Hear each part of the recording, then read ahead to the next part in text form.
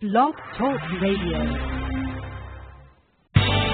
Welcome to Esquire Coaching Radio, where we help attorneys achieve unparalleled personal and professional success. And now here's your host, Ann Jenrette Thomas. Hello, everyone. Welcome to Esquire Coaching Radio. It's such a pleasure to be here with all of you tonight. As you know, Esquire Coaching is a national coaching and consulting firm that is dedicated to helping lawyers happily succeed in the business of law. To that end, we discuss the full range of topics, from building business to getting a job to work-life balance and everything in between. Today, we have a very special guest who is going to talk to us about hacking law school, creative suggestions for excellence and expertise during your legal education.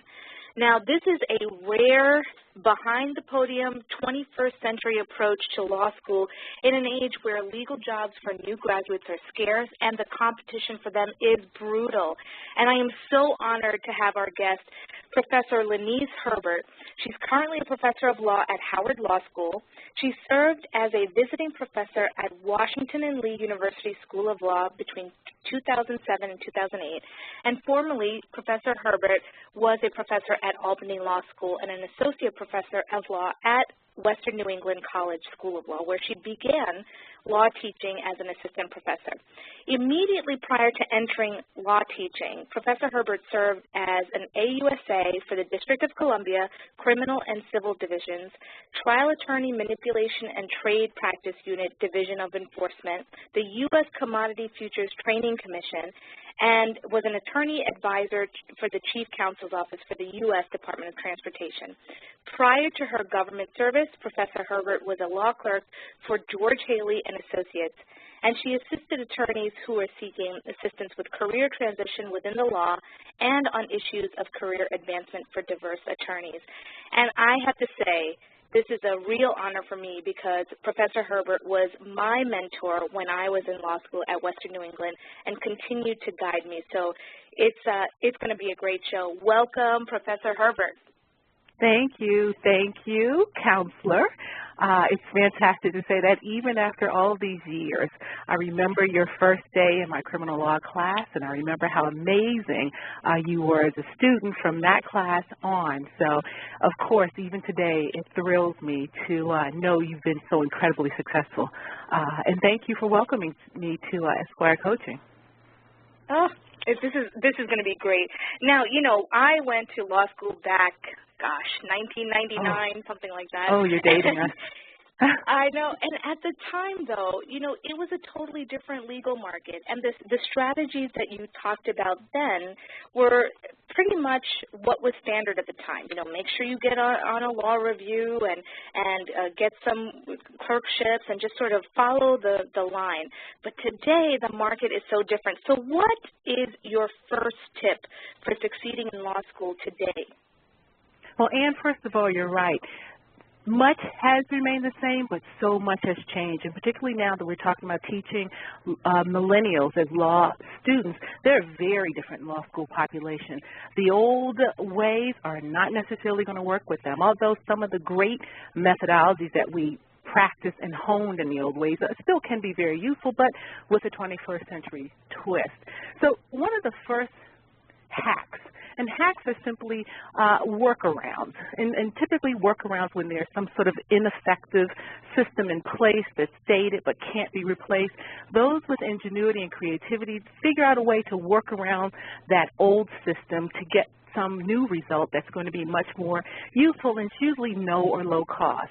So this first hacking tip is know your audience. Now, as a law student, you may think of yourself as the audience because you are a member of the class. You're sitting there. You've got the sage on the stage. Your professors will be lecturing or presenting.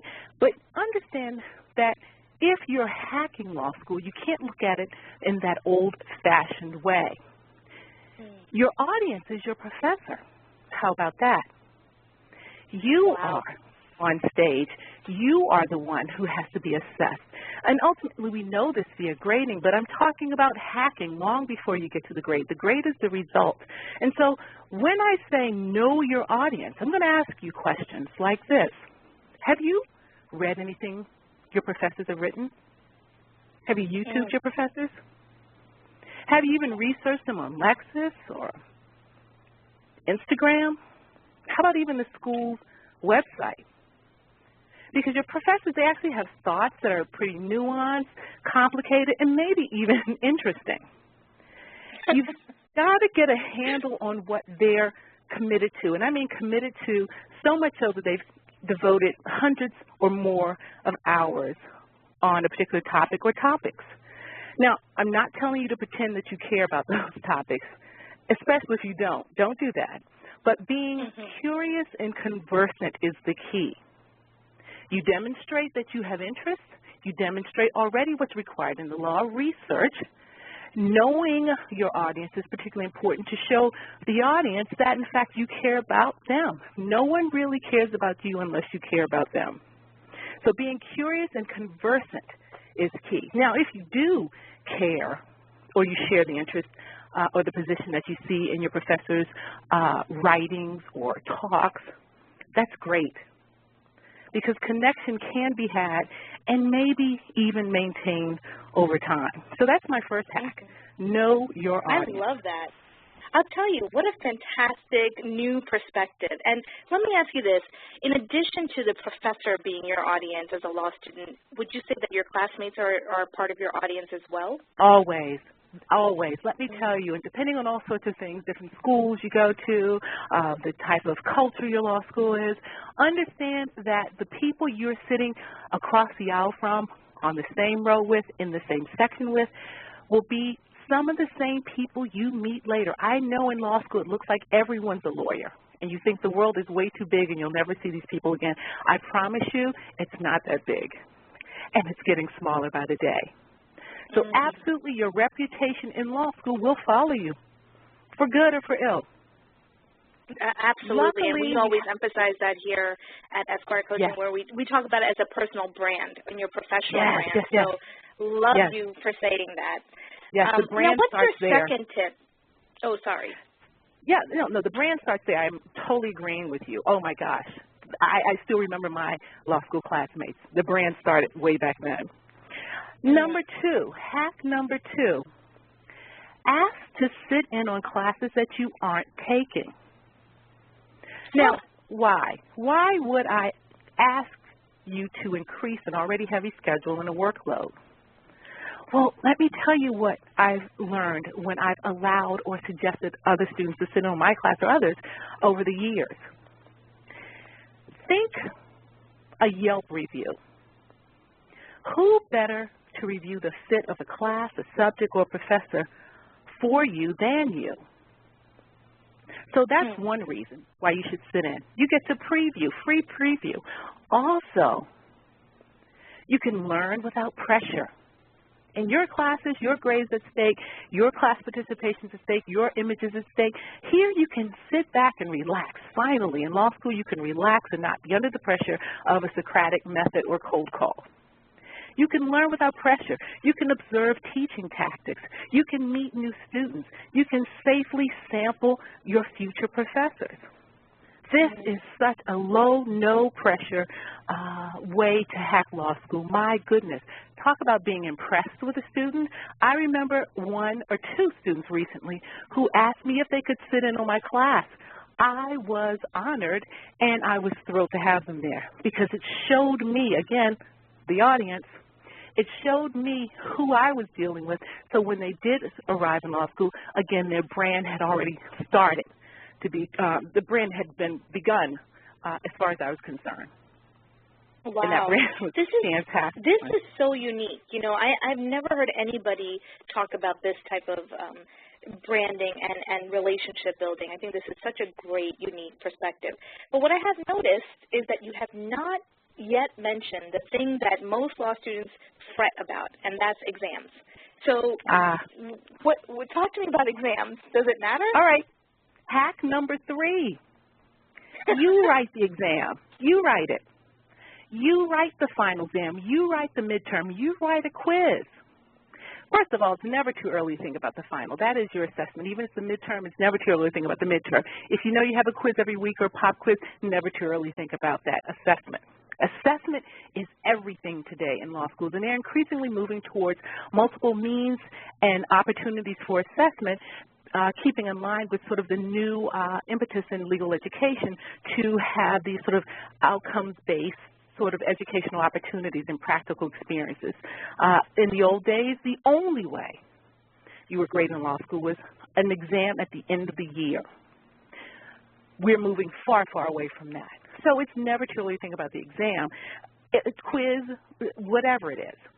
Now, you write it means you literally write it as if you were the professor. Because if you're doing that, you're getting on the other side of the podium, meaning you're in the professor's shoes, and this makes you understand the all-important issue spotting in a very intense and fruitful way. And besides, why don't you do this? Imagine going to office hours with a drafted final exam for your professor to review, with the question or the answers in hand. Not only have you learned on your own, yes, but you also have a useful basis upon which to base an office visit. Sometimes students come in and they say, gosh, the things they ask, the things they spend time, most professors will allow the student to say whatever they want, ask whatever they want, discuss whatever they want, but how much more fruitful would this be? Again, professors, your audience, understand what that could mean in the assessment for you. If there are any wiggle room points, like class participation, where the professors get to know your identity as they assess you, because in most law schools the final grading, or even some of the interim grading, is anonymous. The wiggle room points where they get to assess you, like class participation, why don't you get all of those points if you can get them? You may need them. Okay? So by the way, if you've done this hack number 3, writing your own exam or final, midterm, or quiz, don't bring it up in class. Now you're going to sound like a dweeb. And no one else is going to know what you're talking about, and everyone's going to think you're weird. This is not for general consumption. This is about your hacking. Hacks can be very personal and specific. This is not about the group. This is about you. Professor, I got to tell you, these are some crazy but so good suggestions. I got to say, they're like so avant-garde. Okay, now, one of the biggest challenges from law school, if you can recall, and I know I recall, and it's something that persists within the legal profession, is time. There's so much work that is being assigned that sometimes, students do not have the time to complete everything. What's your hacking tip for students with respect to that? Well, one of the biggest challenges is figuring out how to study and what to study and what ways to study and what's going to be most effective and time efficient with studying. Hack number 4, believe it or not, is reach across the aisle. Reach across the section. What's happening in Section 2's contracts class? Why do Section 1's crim law students seem so confident? See, this is particularly useful for 1Ls, although it can be used by upperclassmen and women as well. 1Ls take an entire year of classes, typically in most law schools, with overwhelmingly the same people. There's some variation here and there in writing courses and such, but pretty much for a year you're with the same people and you develop affinities and affiliations within the section. How about reaching across those sections? Those are artificially designed ways in which to administer the legal education. Don't let that stop you from, in fact, creating real relationships, because those real relationships can help you study much more effectively. You can push back against your understanding, gleaned from your classroom, your section, with another student. You're getting double the fun, an intensity of experience, and certainly you're connecting, again, building your brand, connecting with others and not limited merely by your section. You see, now you double your knowledge, you have an impact upon someone else, and you have a relationship that may serve you well later on. Wow. That's really important. And I love that you're talking about relationships, and that makes me want to ask this next question, which is, what do you think about relationships outside of the law school? How important are they? And is there an ability to, quote, lean in? just to quote Facebook CEO Sheryl Sandberg, while you're a law student? Yes. I love that question. Love it. Hack number 5, leave the law school. How about that? Leave it. What do I mean? Because inside those walls, your passion can fail. It's an industry you've entered into, the industry of legal education, and the passion can be killed, frankly. And this is why so many lawyers are so unhappy, because they sit there and they're too caught up in the prestige and the commitment that they've made and the reputation that they have outside in their family and such. And so they sit there and they're miserable, and then they become miserable lawyers. If you leave the law school and leave campus, you can refuel, you can nourish yourself, and you can remind yourself of the initial or maybe another passion that led you to law school. It will reinvigorate your study, I promise you. I have said to my students from time to time, particularly my first-year students, why are you here today? Do you realize that the Embassy of South Africa is doing this? Do you realize there's a rally here? Do you realize there are opportunities that the White House is providing? Why are you in my class? You have 10, I don't know, I'm making up the number. You have 10 absences, maximum number of absences for the semester. Use them well. Don't just use them playing, I don't know, the new iteration of Angry Birds. Use them for your passion. Reinvigorate yourself. Also, again, if you do that, you can also detox from that hyper-competitive, sometimes very petty insularity of the law school. I mean, my goodness, I've seen it from the time I was a law student. Sometimes the detox has to occur, and you don't even know you need to detox because you're swimming in it. The fish don't see the water. And so when you leave for a day, a few hours, a weekend, you can come back alive and much more focused on what it is that you really want to do and how you want to do it. So that's hack number 5. I think that's such a brilliant strategy. And I'll tell you, for those of you who are listening, this is a great strategy for the long haul, because if you are building relationships, if you are leaving the law school environment and connecting with people, think about, fast forward 5, 6 years from then, when those people become a referral source for you and help you to become the rainmaker that you need to be in order to excel in your actual legal profession. So to start in law school is critical, and especially in this market. So thank you so much for saying that. Before I ask the next question, I want to open up the phone lines. Folks, if you want to ask Professor Herbert a question, now is the time to call in. Call 347-838-8719 and press 1 to get in the line. That's 347-838-8719 and press 1 to get in the line. All right, while we're waiting for that, let me just continue with some of these questions. Now, some of the strategies that you've talked about, they really seem, more extroverted, getting out there, connecting with people. Do these hacks work for introverts, or is it primarily something that's meant for extroverts? Oh, my goodness. I am such an introvert, I cannot tell you. And I am absolutely used to teaching introverts. I tell them the story of my roommate in law school who absolutely was the most introverted person in the group that I sort of spent time with in law school. And when we met a lawyer who stood up and said, I'm an introvert, my roommate almost had tears in her eyes. She found her tribe. Introverts can do this.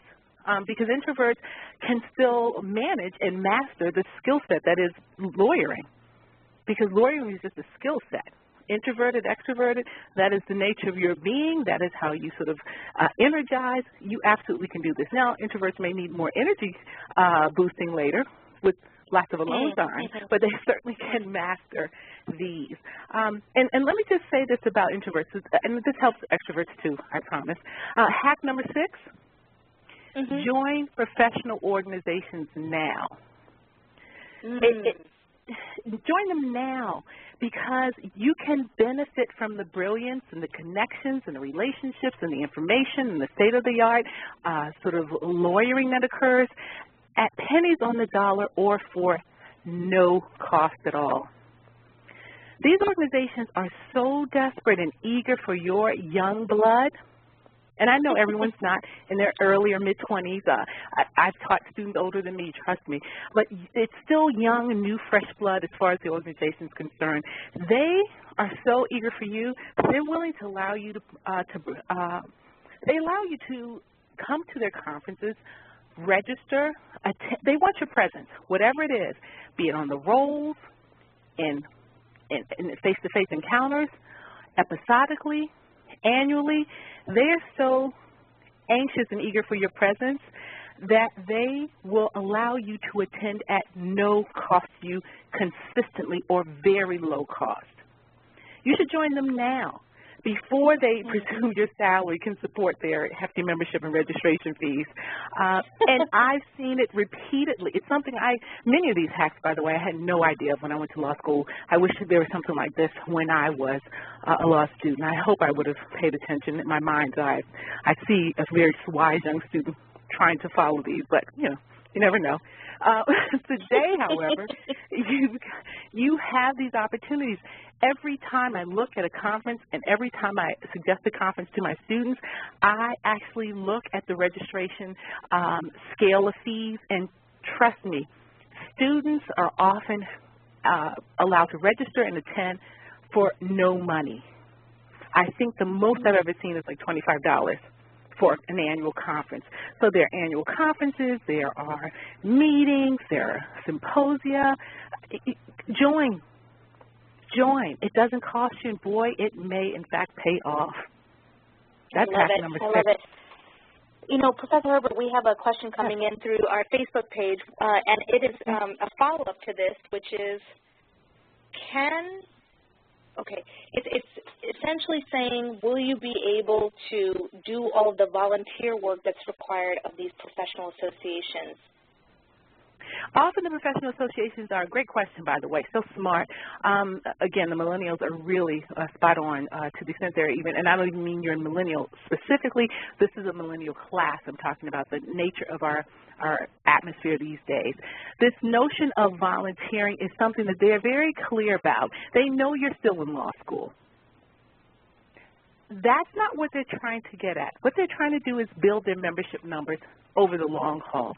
This is your giving and getting something. Your presence is what you're giving, and what you're getting is their affiliation and ability to say, I'm a student member of. And these organizations understand that you are in school. That's exactly why you're getting the rates that you're getting. Would you want to volunteer? Absolutely. Might you have to use some of those days that you otherwise would stay at home and watch, I don't know, Game of Thrones. Scandal. To volunteer.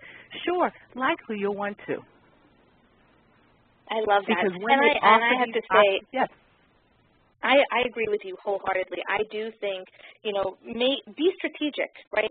Just to the audience member that asked the question, be strategic and do volunteer, do gain some visibility, do build some of those relationships. Don't just waste the opportunity to be a part of a professional association. But you can be strategic, even if it's just saying, all right, twice a month or once a month, I'm going to go do something. That will make an impact. Or I can't do this event. However, over the summer, I see that you have a 3-day event. Maybe I can do it then. Brilliant. Absolutely. Start negotiating. Start your negotiation skills off on the good foot. That's right. That's right. And, now one of the things that I mentioned at the top of this call is that you were instrumental in my career. You were a real mentor, somebody that guided me. And especially, I come from a first generation. I'm the first one to go to college in my family, so let alone law school. And there's so much about the nuance of how to succeed that I was absolutely unaware of. Given the amount of time that a law student spends in class, and, what do you think about them taking on a professor or selecting a professor to serve as a mentor? This one is probably the toughest but most important hack of all. I'm going to say something controversial here. but I'm in good company with Oprah Winfrey and Sheryl Sandberg, again, CEO of Facebook, and her lean-in advice. Don't ask your professors to mentor you. Require your professor to ask you. Here's the thing about the folks you want to mentor you. They typically aren't looking for mentees. The things that make them awesome, the things that made you say, yeah, I think I'm going to ask this one. They're too busy continuing to sort of create and improve that awesomeness, that excellence that led you to ask them in the first place. And many, many times they've been asked over and over. You cannot even imagine if someone can pick their brain. By the way, never ask to pick the brain. They hate that. However, and this is a dirty little secret, oh my goodness, but again, I cite good authority on this. We don't just mentor to get mentees. We mentor individuals who contain elements that we see in ourselves, and we want that element to thrive, not just survive. Wow, that is so powerful. Mentor-mentee relationships are bestowed, the real ones, the good ones. There's such a natural inclination and energy and connection that it's a gift. You really don't ever have to ask for your mentor because your mentor will ask for you. I have a good friend who's now a new law dean, and when I first met him, I just naturally felt an affinity for him, and I started calling him the reluctant mentor because he didn't want to mentor me. But he did. He did. Still does to this day. And it was just, and it's a joke because I didn't ask him to mentor me. We chose each other. And it's the natural it's when someone wants to see something in you not just survive but thrive. That is when you know you've got a mentor. But you have to make them ask you. So how do you do that? Well, if you're asking them because they're excellent, then you have to be excellent as well. If you ask them because they're passionate, then you should be passionate. They want to see, they want that. Here's the thing. We may not be looking for mentees, but we're looking for a legacy. Wow. And if you can't contribute to that legacy, you're probably better off looking for a different mentor. There are plenty out there. This is fabulous advice. Just a quick follow-up on it. Now, one thing that we keep hearing about is how, as a law student, can you add value to, say, your professor or someone else that you want to, as a mentor? Fantastic question. Of course, a completely sane inquiry. Bringing news articles, goes back to my first hack, know your audience. What are they interested in? Whenever I have students who bring me articles on the topic of the day or something I've spoken about, or some students who said to me, oh my gosh, we read your article, a group of us, we took sections and read it aloud and started laughing and weeping, and are you kidding me? Sometimes your professors just want to be heard. They just want to be heard. That is fantastic. I love it. I love it. And it's so simple, you know, just getting news articles or being able to, you know, really connect. Well, you're not going to believe this, but we are nearly out of time. And so I just wanted to ask you, if you wouldn't mind sharing for those of our listeners who'd like to be in touch with you, how can our listeners reach you? Well, I definitely can be reached most often on my Twitter account. That's How Now Herbert, HOWNOW. Herbert. I can also be reached at my email address, which is herbertlc1@gmail.com. Herbert, HERBERTLC1@gmail.com. Excellent. All right. Well, it's been such a pleasure to have you here with us and really teaching our law students and prospective students on how to really hack law school and succeed. Thank you so much, Professor Herbert. Well, thank you for having me. I enjoyed it so very much. So listeners, let's keep this conversation going. Just join us on our Facebook page, our LinkedIn, or our Twitter. Let us know your thoughts, your tips on how to hack law school and to really succeed. Find all those links on www.esquirecoaching.com or check out our sister site, which is really geared toward law students and law schools. That's happygolegal.com. Until next week, be well.